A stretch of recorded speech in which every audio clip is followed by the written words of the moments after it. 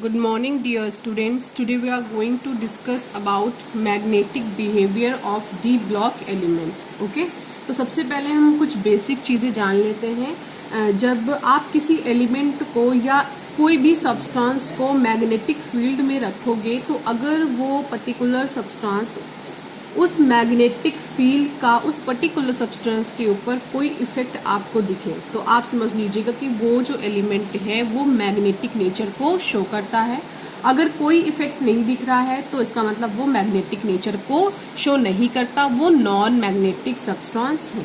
Okay, अब magnetic substance को हम मेनली दो पार्ट में डिवाइड करते हैं। एक हमारा होता है डायमैग्नेटिक,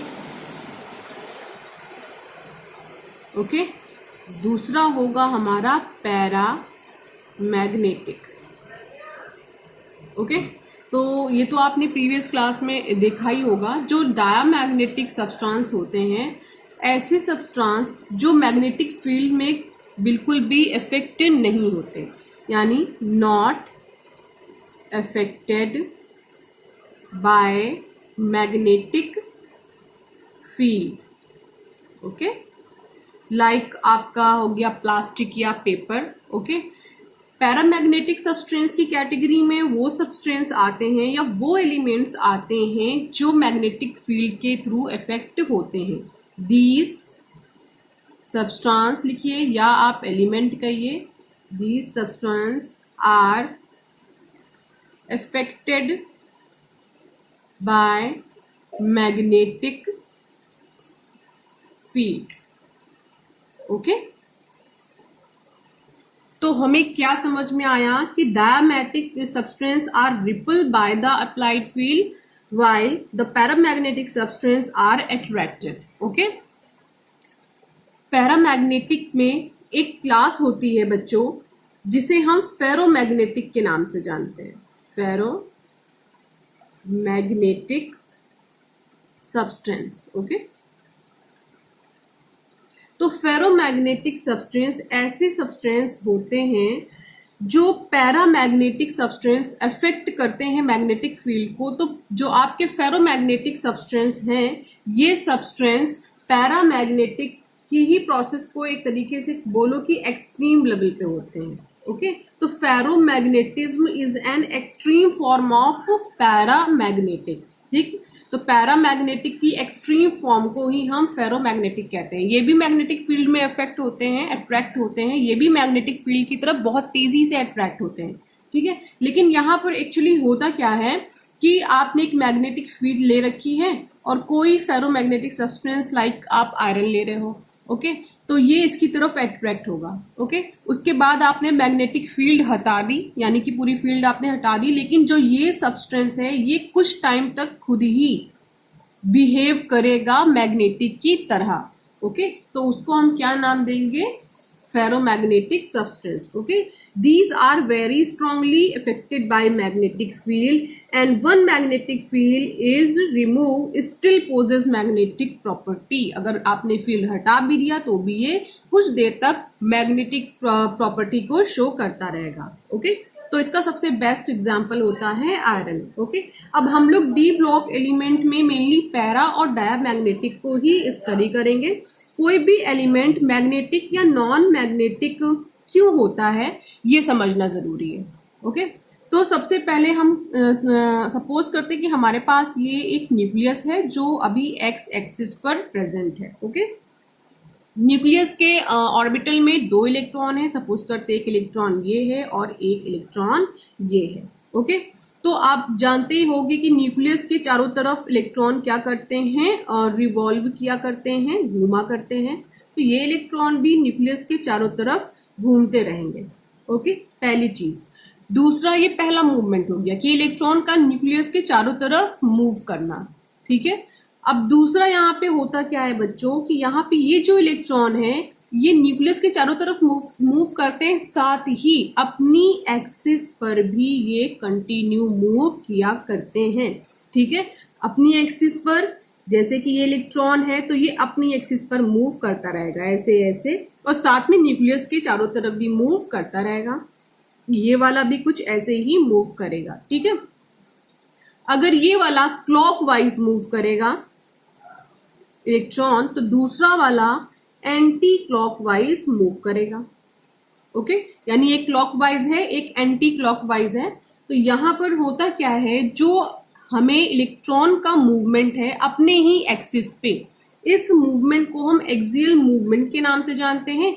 और ये जो इलेक्ट्रॉन न्यूक्लियस के चारों तरफ मूव कर रहा है उसको हम ऑर्बिटल न्यूक्लियर मूवमेंट के नाम से जानते हैं। ओके, तो यहां पर इलेक्ट्रॉन दो तरह का मूवमेंट शो कर रहे हैं, एक अपनी ही एक्सिस में मूव कर रहे हैं, एक इलेक्ट्रॉन क्लॉकवाइज है तो दूसरा इलेक्ट्रॉन एंटी क्लॉकवाइज मूव कर रहा है। ओके, तो उसको हम एक्सियल के नाम से जानते हैं। जो एक और मूवमेंट है वो ये इलेक्ट्रॉन इस न्यूक्लियस के चारों तरफ मूव कर रहे हैं, तो उसको हम लोग ऑर्बिटल न्यूक्लियर मूवमेंट के नाम से जानते हैं।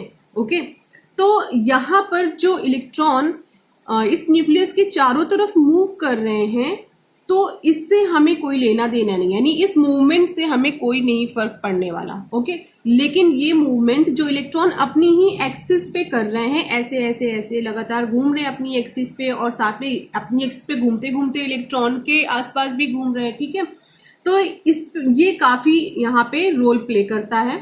तो ये आप एक्सिस पर घूम रहे हैं, यानी एक अगर क्लॉक वाइज घूम रहा है तो दूसरा एंटी क्लॉक वाइज घूम रहा है, तो ये दोनों एक दूसरे की स्पिन को क्या कर रहे हैं, कैंसिल कर रहे हैं। अगर एक का स्पिन यानी क्लॉक वाइज का स्पिन +1/2 है, एंटी क्लॉक का -1/2 है, तो प्लस माइनस एक दूसरे को क्या कर रहा है, कैंसिल कर रहा है। सपोज कि देखिए आपके पास एक ऑर्बिटल है, एक ऑर्बिटल में 2 इलेक्ट्रॉन है। ओके, एक इलेक्ट्रॉन क्लॉकवाइज मूव कर रहा है और दूसरा एंटी क्लॉकवाइज मूव कर रहा है। ठीक है, तो अगर एक जो क्लॉकवाइज मूव कर रहा है उसका स्पिन 1/2 प्लस में है, दूसरे का माइनस में 1/2 है, तो दोनों क्या करेंगे, कैंसिल हो जा रहे हैं। तो यहां पर जो हमें नेट एंगुलर स्पिन मिलेगा वो कितना होगा, 0 होगा। तो बच्चों सारे एलिमेंट जिनमें इलेक्ट्रॉन पेयर्ड हैं, वो सारे एलिमेंट जिनमें इलेक्ट्रॉन पेयर्ड हैं वो सारे, सबका नेट स्पिन कितना होता है, 0 होता है। और अगर किसी एलिमेंट का जो नेट एंगुलर स्पिन है ये 0 है तो ऐसे एलिमेंट डायामैग्नेटिक नेचर को शो करते हैं। ओके, डायामैग्नेटिक नेचर को शो करते हैं। तो ये चीज आप क्लियर कर लीजिए कि अगर इलेक्ट्रॉन पेयर है तो वो स्पिन एक दूसरे को क्या करेगी, कैंसिल करेगी, प्लस माइनस में होगी। ठीक है, तो हमारा जो नेट एंगुलर स्पिन कितना होगा, 0 हो जाएगा। तो वो कैसा बिहेव करने लग जाएंगे, डायामैग्नेटिक की तरह बिहेव करने लग जाएंगे। अब हम बात करते हैं अनपेयर की। तो अगर सपोज ये आपके पास ऑर्बिटल है, इसमें एक ही है और एक क्या है आपका अनपेयर है, दूसरा इलेक्ट्रॉन इसमें है ही नहीं, तो यहां पर क्या होगा, जो नेट एंगुलर स्पिन है आपका, नेट एंगुलर स्पिन ये कैंसिल नहीं हो पाएगा, तो इट मींस ये 0 नहीं होगा। अगर ये 0 नहीं होगा तो कोई ना कोई इसकी वैल्यू होगी। तो ऐसे सब्सटेंस जिसमें नेट एंगुलर स्पिन 0 नहीं होता है उसे हम बोलते हैं पैरा मैग्नेटिक सब्सटेंस। ओके, तो ऐसे सब्सटेंस कैसे होते हैं, पैरामैग्नेटिक नेचर को शो करते हैं। ओके, तो हमें क्या समझ में आया है, इलेक्ट्रॉन पेयर इन ऑर्बिटल्स, स्पिन क्या होगा हमारा, इज इक्वल टू 0। अगर ऑर्बिटल में इलेक्ट्रॉन पेयर है तो स्पिन हमारा 0 होगा, डायामैग्नेटिक सब्सटेंस होंगे वो। देन अगर इलेक्ट्रॉन अनपेयर्ड हैं, ओके, और वो ऑर्बिटल्स में ऑब्वियस सी बात है, ठीक है, तो स्पिन हमारा 0 नहीं होगा। तो सब्सटेंस हमारा कैसा होगा, पैरामैग्नेटिक नेचर का होगा। ओके, तो अब मैग्नेटिक प्रॉपर्टी की हम बात करते हैं। डिफरेंट सब्सटेंस में मैग्नेटिक प्रॉपर्टीज को हम स्टडी करेंगे। ये तो एक बेसिक सी बात हो गई। तो आप ये इतना तो आपको समझ में हो गया होगा कि जहां अनपेयर इलेक्ट्रॉन होते हैं वो सब्सटेंस कैसे बिहेव करते हैं, मैग्नेटिक सब्सटेंस होते हैं और पैरामैग्नेटिक नेचर को शो करते हैं। ओके, और जहां पे पेयर इलेक्ट्रॉन होते हैं वो डायमैग्नेटिक होते हैं। ओके, तो यहां पर बच्चों अब हम पढ़ने जा रहे हैं मैग्नेटिक प्रॉपर्टी को।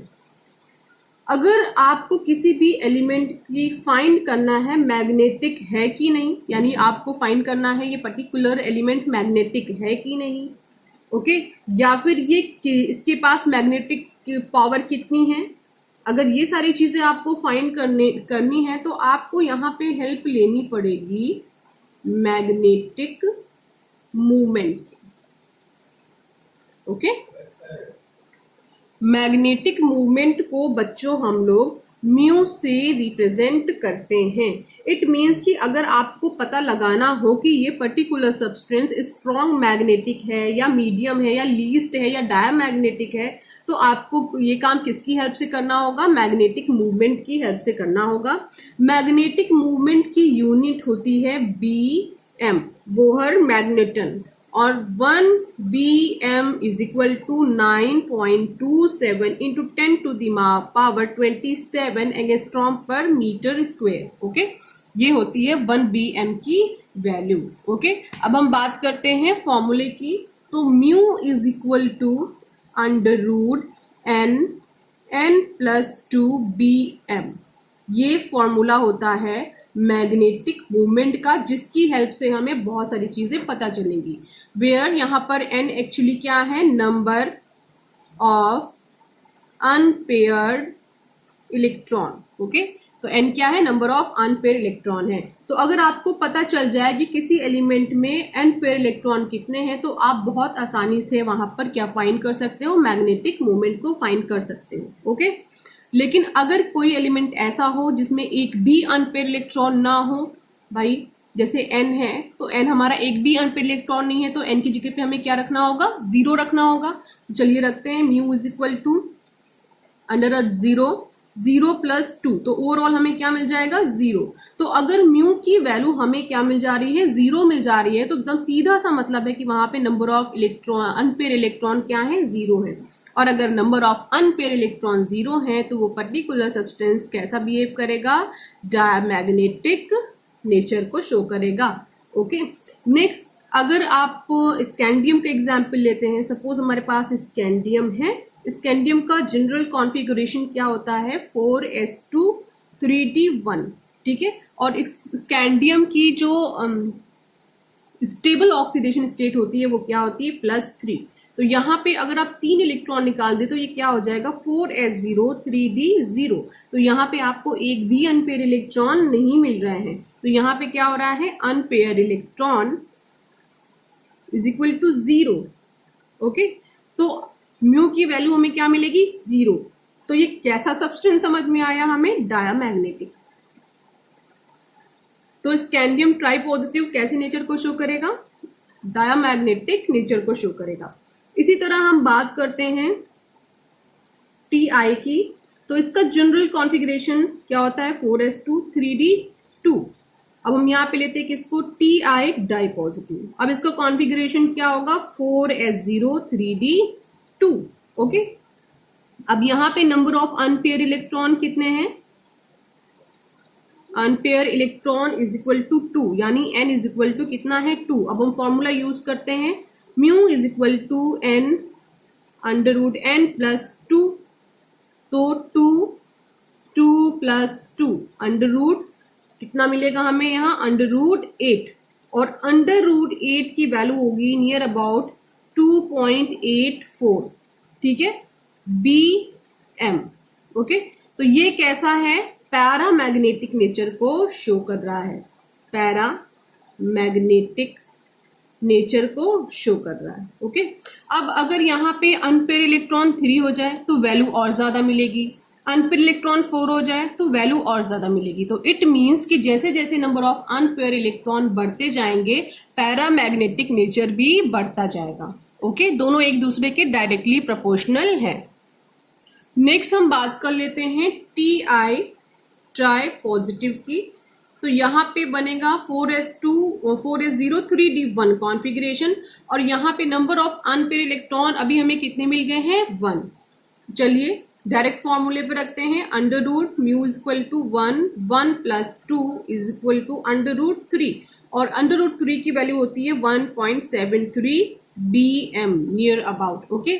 तो तो यहाँ पे अनपेयर इलेक्ट्रॉन एक मिला है, इस वजह से यहाँ पे देखिए मैग्नेटिक मूवमेंट की वैल्यू क्या है, कम है। ओके, और ये कैसा बिहेव करेगा, पैरा मैग्नेटिक बिहेवियर को शो करेगा। ओके, नेक्स्ट हम आते हैं जिंक के केस में। तो आपको पता है जिंक का जो नॉर्मल वे में इसका जो कॉन्फ़िगरेशन होता है वो होता है 4s2 3d10। ओके, अगर Zn डाई पॉजिटिव जो इसकी स्टेबल ऑक्सीडेशन स्टेट है तो यहाँ पे क्या मिलेगा, 4s03d10। ओके, यहाँ पर भी नंबर ऑफ अनपेयर इलेक्ट्रॉन 0 है, यानी म्यू की वैल्यू हमें यहाँ पे क्या मिलेगी, 0 मिलेगी। ओके, इसका मतलब ये भी कैसा है, डाया मैग्नेटिक है। ओके, तो बच्चों ऐसा जब आप अपने बुक में देखोगे तो ये लास्ट का 3d ऑर्बिटल दिया गया है। ओके, और नंबर ऑफ सब में अनपेयर इलेक्ट्रॉन दिए गए हैं और ये आयंस आपको दिए गए हैं और सबका दे रखा है यहाँ पे मैग्नेटिक मूवमेंट। कैलकुलेट करने पे ये आया है बट ऑब्जर्व ये किया गया है। ओके, ऐसे करके पूरी लिस्टिंग दी गई है, इसे आप एक बार देख लीजिएगा। ओके, तो आपको ये देख करके समझ में आ जाएगा कि Mn डाइपॉजिटिव में नंबर ऑफ इलेक्ट्रॉन कितने हैं, 3d5। इस वजह से इसका जो आप देखोगे काफी ज्यादा मिलेगा, मैग्नेटिक मूवमेंट इसका आपको काफी ज्यादा मिलेगा। Okay, thank you class. Next heading हम स्टडी करने जा रहे हैं, जो नेक्स्ट टॉपिक है यहाँ पर वो है हमारा formation of coloured ion. Okay, 3d orbital में जितने भी आपको मिलेंगे एलिमेंट वो ज्यादातर आपको कलर्ड मिलेंगे। तो ऐसा क्यों, क्योंकि आपको पता है आप डी ब्लॉक के एलिमेंट को पढ़ रहे हो और डी ब्लॉक के एलिमेंट में जो लास्ट इलेक्ट्रॉन एंटर करता है वो डी ऑर्बिटल में एंटर करता है। और आपको पता ही है कि जो डी ऑर्बिटल होता है इसमें टोटल 5 कॉलम होते हैं। ओके, 5 ऑर्बिटल होते हैं। फर्स्ट होगा D X Y, D Y Z, D Z X, D X square Y square, D Z square. Okay, तो ये जितने भी आपको ऑर्बिटल मिल रहे हैं ये सब के सब बच्चों सबका एनर्जी लेवल अभी क्या है, बिल्कुल इक्वल है, जिसकी वजह से ये एक दूसरे से अभी जुड़े हुए हैं। ओके, इन पांचों ऑर्बिटल के पास सेम एनर्जी है, आप ये बोल सकते हो। ओके, अगर कोई न्यूट्रल मॉलिक्यूल या आयन इसके पास आएगा, ओके, आने के बाद इससे कंबाइन होगा तो ये ऑर्बिटल जो हैं ये 2 पार्ट में स्प्लिट कर जाते हैं। ठीक है, 2 सेट बना लेते हैं। एक सेट होगा इसका T2G और दूसरा इसका होता है EG। ओके, तो बच्चों ये 2 पार्ट में स्प्लिट कर गया। जो इसका एक जो पोर्शन बना वो है T2G नीचे वाला, जिसमें आपने 3 ऑर्बिटल लिए, ऊपर वाला क्या है, EG। ओके, तो ये जो एक्चुअली है इसी को स्टडी करना या इसी को हम क्रिस्टल फील्ड स्प्लिटिंग के नाम से जानते हैं। तो एक चीज अपने माइंड में आप लॉक कर लीजिए कि जो डी ब्लॉक के एलिमेंट हैं ये कलर्ड होते हैं, क्योंकि जो ट्रांजिशन मेटल होते हैं उनमें कलर इस वजह से डेवलप होता है क्योंकि वहां पे डी ट्रांजिशन हमें देखने को मिलता है। ठीक है, अब इन दोनों सेट के पास डिफरेंट एनर्जी है। पहले एनर्जी क्या थी, सेम थी, अब एनर्जी क्या हो गई, डिफरेंट हो गई। अब एनर्जी डिफरेंट क्यों हुई, जब भी कोई इससे न्यूट्रल मॉलिक्यूल या आयन आकर के अटैच होगा तो ये क्या कंबाइन होने के बाद ये 2 पार्ट में ब्रेक हो जाएगा, क्योंकि इसकी एनर्जी क्या हो जाएगी, अलग अलग हो जाएगी। ओके, तो अब इन दोनों के बीच में जो एनर्जी डिफरेंस है वो डेवलप हो गया, तो इनके साथ कंबाइन और जो एनर्जी डिफरेंस इन दोनों के बीच में होगा, यानी EG और T2G सेट के बीच में कितना एनर्जी डिफरेंस डेवलप हुआ है, ये इस बात पर डेवलप करेगा कि कौन सा लिगेंड आकर के इससे या लिगेंड आकर के इससे ऐड हुआ है या फिर कंबाइन हुआ है। ठीक है, तो पहले तो सारी की एनर्जी क्या थी, सेम थी। जैसे ही कोई लिगेंड आकर के इससे कंबाइन हुआ तो ये 2 पार्ट में क्या हो गया, ब्रेक हो गया, T2G और EG, यानी कि इनका जो एनर्जी लेवल है वो क्या हो गया है, डिफरेंट हो गया है। अब एनर्जी लेवल जो गैप है इन दोनों के बीच में, वो एनर्जी गैप इस बात पर डिपेंड करता है कि कौन सा या किस टाइप का लिगेंड आकर के इससे अटैच हुआ है। ओके, अब ये जो स्प्लिटिंग हुई है डी ऑर्बिटल्स के बीच में, तो विजिबल लाइट पास कर दें तो यहाँ पर जो ट्रांजिशन डेवलप होगा उसे हम डी ट्रांजिशन का नाम देंगे। अब हमने जब विजिबल लाइट दे दी तो इन ट्रांजिशन मेटल के जो इलेक्ट्रॉन्स हैं, हम जानते हैं कि इसमें इलेक्ट्रॉन्स ऑब्वियस सी बात है, कोई ना कोई कंपाउंड अभी तो नहीं दिख रहा है, लेकिन कोई ना कोई एलिमेंट होगा तो उसमें कुछ ना कुछ इलेक्ट्रॉन तो होंगे, कुछ ना कुछ अनपेयर इलेक्ट्रॉन तो होंगे ही, ठीक है। तो ये अनपेयर इलेक्ट्रॉन्स उस एनर्जी को एब्जॉर्ब करके जंप कर जाते हैं लोअर एनर्जी लेवल से हायर एनर्जी लेवल की तरफ, ओके। क्योंकि ये कर क्या रहे हैं, जो विजिबल लाइट आपने इसमें पास करी है उसको इन्होंने एब्जॉर्ब कर लिया है और मूव कर गए हैं लोअर एनर्जी लेवल से हायर एनर्जी लेवल की तरफ, ओके। तो इसके बाद जो इन्होंने एब्जॉर्ब किया और जो रिमेनिंग वेवलेंथ की लाइट थी उसको इन्होंने ट्रांसमिट कर दिया। तो इसका मतलब क्या है कि इस प्रोसेस में केवल डेफिनिट वेवलेंथ ही एब्जॉर्ब होता है, ओके। बाकी क्या हो जाता है, ट्रांसमिट हो जाता है, ओके। तो एक डेफिनेट वेवलेंथ को इसने एब्जॉर्ब किया और थोड़ा क्या हो गया है, ट्रांसमिट हो गया। तो इसका मतलब क्या है, the colour observed correspond to the complementary colour of the light absorb. जो कलर हमें मिलता है वो कॉम्प्लीमेंट्री कलर होता है जो लाइट हमने एब्जॉर्ब करी है उसका। इसको इस चीज से समझिए, एक एग्जाम्पल है, जैसे Cu डाई पॉजिटिव आयन है, ओके। ये रेड रेडिएशन को एब्जॉर्ब करता है, लेकिन जब ट्रांसमिट होती है लाइट तो वो कैसी होती है, ग्रीनिश ब्लू रेडिएशन को ये ट्रांसमिट करता है, ओके।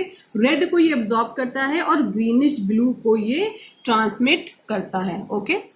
तो ओवरऑल हमें ये समझ में आया है कि जो फॉर्मेशन ऑफ कलर आयन, यहाँ पे कलर का जो फॉर्मेशन होता है वो इस वजह से होता है कि जो हमारा डी ऑर्बिटल है वो दो सेट में स्प्लिट कर जाता है, ठीक है। दोनों सेट के जो एनर्जी डिफरेंस होता है वो इस बात पर डिपेंड करता है कि किस लेगांड से आकर, कौन सा लेगांड आकर के इसके साथ कंबाइन हुआ था उस पर्टिकुलर एलिमेंट के साथ, ओके। अब यहाँ पर होता क्या है कि जब आप कोई विजिबल लाइट पास कराते हो तो जो अनपेयर इलेक्ट्रॉन्स हैं वो उस लाइट को एब्जॉर्ब करते हैं और लोअर एनर्जी लेवल से हायर एनर्जी लेवल की तरफ मूव कर जाते हैं। तो इस प्रोसेस में केवल डेफिनेट वेवलेंथ ही एब्जॉर्ब होता है, रिमेनिंग वेवलेंथ हमारा क्या हो जाता है, ट्रांसमिट हो जाता है। तो हमें कॉम्प्लीमेंट्री कलर ही दिखाई पड़ता है। लाइक आपका Cu है, जो Cu है वो रेड रेडिएशन को एब्जॉर्ब करता है, ओके, लेकिन जो ट्रांसमिट करता है वो ग्रीनिश ब्लू रेडिएशन को ट्रांसमिट करता है, इसलिए वो हमें ग्रीनिश ब्लू कलर का दिखाई देता है, ओके।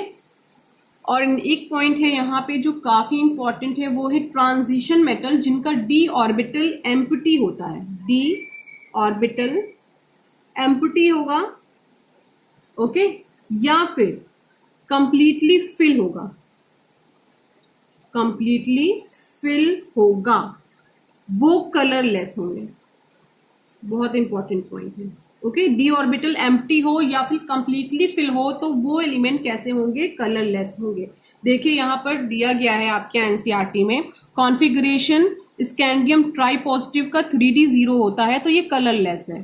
Ti4 पॉजिटिव 3D 0 होता है तो ये कलरलेस है। Ti ट्राई पॉजिटिव 3D 1 होता है तो ये पर्पल कलर का, यानी एक अनपेयर इलेक्ट्रॉन है यहाँ पे। Vanadium tetra positive 3D1 blue colour का होता है। Vanadium tri positive 3D2 green colour. Vanadium di positive 3D3 violet colour. उसके बाद आप सीधे आइए कहाँ पे, जिंक पे। ये देखिए ये तो फुली फिल है, ठीक है, फुलफिल डी ऑर्बिटल है तो ये भी क्या है, कलरलेस है। तो अगर इसके लिए ये एक सीधा सा कॉन्सेप्ट है कि जो डी ऑर्बिटल है ये एम्प्टी नहीं होना चाहिए, साथ में फुलफिल भी नहीं होना चाहिए, अनपेयर इलेक्ट्रॉन हर हाल में होना चाहिए, तभी ये क्या होंगे, कलर शो करेंगे, ओके। तो next property is complex formation, okay. तो कॉम्प्लेक्स कंपाउंड क्या होते हैं, पहले हम ये जान लेते हैं। तो कॉम्प्लेक्स कंपाउंड बच्चों वो कंपाउंड होते हैं जिनमें मेटल आयन जो हमारा होता है, जो सेंट्रल मेटल आयन होता है, वो जो है काफी ज्यादा नंबर ऑफ एनायन से, ओके, एन आयन से या फिर न्यूट्रल मॉलिक्यूल से, ओके, कंबाइन होकर के एक कॉम्प्लेक्स स्पीसीज दे, ओके। उस कॉम्प्लेक्स स्पीसीज की अपनी कुछ कैरेक्टरिस्टिक प्रॉपर्टीज होनी चाहिए। लाइक आपके पास Fe है, आपको पता है 3D सीरीज का ये एलिमेंट है, ठीक है, और Cn नेगेटिव जो कि आपका एक एनायन है, इससे क्या हो रहा है, काफी ज्यादा टोटल 6 Cn नेगेटिव इससे कंबाइन हो रहे हैं और एक कॉम्प्लेक्स मॉलिक्यूल हमें दे रहे हैं। तो इसकी अपनी कुछ ना कुछ कैरेक्टरिस्टिक्स प्रॉपर्टी है। तो ये आप कहा जा सकता है कि जो कॉम्प्लेक्स फॉर्मेशन होता है ट्रांजिशन एलिमेंट्स का वो बहुत ज्यादा ही होता है। मैक्सिमम कॉम्प्लेक्स में आप देखोगे कॉम्प्लेक्स कंपाउंड में आपको यहाँ पर जो इसका मेन मेटल होगा वो आपको दिखेगा 3D सीरीज से मेनली। ओके, तो इसी वजह से कहते हैं 3D सीरीज यहाँ पे काफी ज्यादा इंपॉर्टेंट है। इसके बाद जो नेक्स्ट चैप्टर आप पढ़ोगे उसमें आपको यही सारी चीजें पढ़नी है। ओके, तो ट्रांजिशन मेटल्स होते हैं वो नंबर ऑफ कॉम्प्लेक्स एक्चुअली क्यों बनाते हैं, इतने ज्यादा कॉम्प्लेक्स कंपाउंड वो क्यों देते हैं, तो इसका कुछ रीजन है। ठीक है, पहला रीजन तो ये है कि ये स्मॉलर साइज के होते हैं। क्या होते हैं? स्मॉलर साइज के होते हैं। नेक्स्ट, इनका जो आयनिक चार्ज है हाई आयोनिक चार्ज होता है इन पे। ओके, थर्ड है इसके पास होते हैं अब इसके पास वैकेंट डी ऑर्बिटल होते हैं। ओके, वैकेंट डी ऑर्बिटल, तो आप ये बोल सकते हो कि यहाँ पर डी ऑर्बिटल अवेलेबल होता है बॉन्ड फॉर्मेशन के लिए। अब खाली है तो कोई भी इलेक्ट्रॉन वहां पर किसी भी पर्टिकुलर एलिमेंट का आकर के उसको वैकेंट डी ऑर्बिटल को फिल करके बॉन्ड बना सकता है। ओके, ये तीन मेन रीजन है जिसकी वजह से ये जो है शो करता है सबसे ज्यादा कॉम्प्लेक्स को फॉर्म करता है। तो ये जो पूरा पर्टिकुलर टॉपिक है, ये पूरा पर्टिकुलर टॉपिक आपको कोऑर्डिनेट कंपाउंड में डिटेल में स्टडी करना है। CN क्या होता है, ये ब्रैकेट क्यों हमने लगा दिया, ये Fe क्या होता है, ये सारी चीजें आपको वहां पता चलेंगी। ठीक है, तो एक चीज क्या है, स्मॉलर साइज हाई आयनिक चार्जेस। कहीं आपको अगर लिखा हुआ मिल जाए इफेक्टिव न्यूक्लियर चार्ज, तो दोनों एक ही चीजें, आप कंफ्यूज मत होना। उसके बाद वैकेंट डी ऑर्बिटल, ये तीन चीजें काफी ज्यादा इंपॉर्टेंट है। ओके, कॉम्प्लेक्स फॉर्मेशन के लिए। Next property is alloy formation. Okay, तो ये जो ट्रांजिशन एलिमेंट है ये बहुत ढेर सारे एलॉय बनाने में कैपेबल हैं। तो सबसे पहले हम जान लेते हैं कि ये एलॉय क्या होते हैं। ओके, एलॉय एक्चुअली होते क्या है, मिक्सचर, या सीधे सीधे लिखते हैं direct, homogeneous mixture of metals. ये मेटल्स के होमोजीनस मिक्सचर होते हैं जिन्हें हम क्या नाम देते हैं, एलॉय का नाम देते हैं। ओके, तो ये एक्चुअली सोल्यूशन है। ऑब्वियसली बात है, होमोजीनस है प्लस मिक्सचर है, तो ये है क्या, सोल्यूशन है। आपने सोल्यूशन चैप्टर में पढ़ा होगा इसको। ठीक है, ये सोल्यूशन है, और सोल्यूशन ये किस टाइप का है, सॉलिड सोल्यूशन की कैटेगरी में है। ओके, तो यहाँ पर ये क्वेश्चन अराइज होता है कि जो हमारे ट्रांजिशन एलिमेंट हैं ये इतने ज्यादा एलॉय क्यों फॉर्म करते हैं।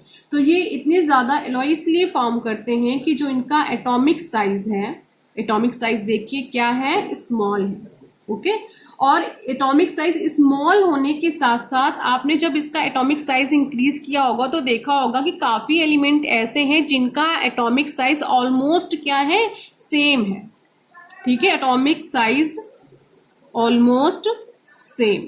ओके, तो एटॉमिक साइज एक तो इनका स्मॉल है, दूसरा सबका ऑलमोस्ट सेम है, और सेम एटॉमिक साइज होने की वजह से ये एक दूसरे की को रिप्लेस बड़े आसानी से कर लेते हैं, यानी एक दूसरे में बड़े आसानी से मिक्स हो जाते हैं। तो एक मेटल दूसरे मेटल को उसकी जगह से हटाकर खुद वहां पे सेट होने की कैपेसिटी बहुत इजीली शो करता है, क्योंकि इनका जो साइज है वो ओवरऑल क्या होता है, सेम होता है। ठीक है, इसके लिए जो ट्रांजिशन मेटल होते हैं वो एक दूसरे में मोल्टेन स्टेट में मिसेबल होते हैं। ओके, अगर मिसेबल है तो ऑब्वियसली बात है क्या बना लेंगे, एलॉय। और मिक्सचर किस टाइप का बनता है, ये होमोजेनस टाइप का बनता है। ओके, तो एक हमें बात समझ में आई कि जो इनकी रेडियाई है, यानी कि जो इनका एटॉमिक साइज है, ये जिसको आप एटॉमिक रेडियाई के नाम से भी जानते हो, वो क्या है, ऑलमोस्ट सेम है। ओके, तो ये बहुत आसानी से और बहुत जल्दी एलॉय बना लेते हैं। अब दूसरी इंपॉर्टेंट बात है कि इनके एलॉय किस टाइप के बनते हैं। तो इनके जो एलॉय होते हैं काफी हार्ड एलॉय ये बनाते हैं। अब हार्ड है तो ऑब्वियसली बात है मेल्टिंग पॉइंट इनका काफी ज्यादा होता है। तो सबसे बेस्ट एलॉय हम देखते हैं आयरन के साथ। आयरन के साथ आपका क्रोमियम है, वेनाडियम है, और आपका मॉलिब्डेनम है, ये सब है, और मैग्नीज है। तो ये सब मिलकर के काफी ज्यादा डिफरेंट टाइप की स्टील्स बनाते हैं। ठीक है, जैसे क्रोमियम के साथ मिले तो क्रोमियम स्टील्स का नाम देते हैं उसको। इसके जो स्टील्स और स्टेनलेस स्टील, इस टाइम तो सबसे ज्यादा क्या चल रहा है, स्टेनलेस स्टील। तो आप ये याद रखिएगा, जो स्टेनलेस स्टील है ये एक्चुअली क्या है, एलॉय है, और स्टील भी क्या है, एलॉय है। ओके, तो अब जो ये एलॉय जो बनते हैं, ऐसा नहीं है कि ये भी ट्रांजिशन मेटल, ये भी, ये सारे के सारे ट्रांजिशन मेटल है। तो आप सोचो कि ट्रांजिशन मेटल केवल एक ट्रांजिशन मेटल केवल दूसरे ट्रांजिशन मेटल के साथ ही मिक्स होकर के एलॉय बनाता है, ऐसा नहीं है। ऐसा भी देखा गया है बच्चों की एक ट्रांजिशन मेटल दूसरे नॉन ट्रांजिशन मेटल के साथ मिलकर के भी एलॉय बनाने की कैपेसिटी रखता है। ठीक है, तो transition metal plus non transition metal, okay, दोनों भी क्या बनाने की कैपेसिटी रखते हैं, मिलकर एलॉय बनाने की कैपेसिटी रखते हैं। इसका एक एग्जाम्पल देखते हैं, बहुत कॉमन एग्जाम्पल है, आप जानते होंगे। यहां पे आएगा एग्जाम्पल ब्रास का। ओके, ब्रास में आपको पता है ट्रांजिशन मेटल कौन सा होता है, कॉपर, और यहां पर दूसरा transition metal, non transition metal क्या होगा, यहाँ पे टिन होगा। ठीक है, हम सॉरी इसको यहाँ पे ब्रोंज का एग्जांपल ले लेते हैं, ब्रोंज ज्यादा सही है। एक हमारा कॉपर है, दूसरा हमारा यहाँ पे क्या हो गया, टिन हो गया, एसएन हो गया। ठीक है, तो ये क्या है, ये भी हमारे काफी ज्यादा इंपॉर्टेंट है। तो ऐसा कहा नहीं जा सकता कि ट्रांजिशन मेटल केवल एक ट्रांजिशन मेटल दूसरे ट्रांजिशन मेटल के साथ ही एलॉय बनाता है। ऐसे बहुत सारे केसेस देखे गए हैं कि एक ट्रांजिशन मेटल दूसरे नॉन ट्रांजिशन मेटल के साथ भी एलॉय बनाता है। ओके,